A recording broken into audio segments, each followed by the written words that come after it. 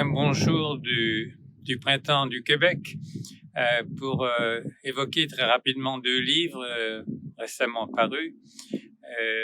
Les couleurs de l'Occident, de la préhistoire au XXIe siècle, où je développe une sociologie de la couleur et l'idée d'un indice socio-chromatique qui permet d'analyser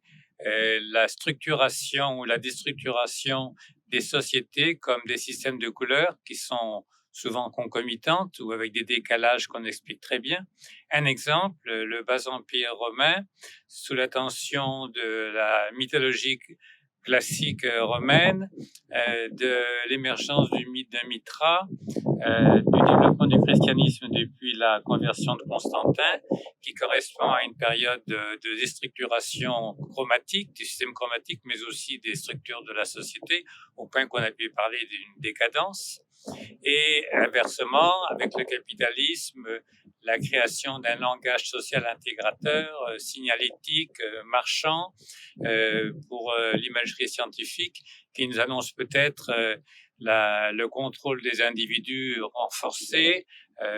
comme l'annonçait George Orwell, sous l'influence du grand ordinateur central.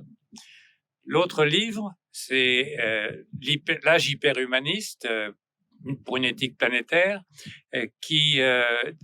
développe l'idée d'une conscience augmentée, planétaire, en temps réel. Nous en avons une illustration actuellement dramatique avec la pandémie du Covid-19 et nous voyons bien que nous devenons responsables non seulement de nous-mêmes avec le confinement, mais de toute l'humanité, que c'est collectivement que nous pourrons surmonter cette pandémie et cela crée non seulement une discipline, parce que nous voyons les dégâts pas seulement personnels, mais économiques, culturels, et nous avons besoin d'une discipline collective. C'est une éthique planétaire qui n'est pas chrétienne ou islamique, qui est une éthique basée sur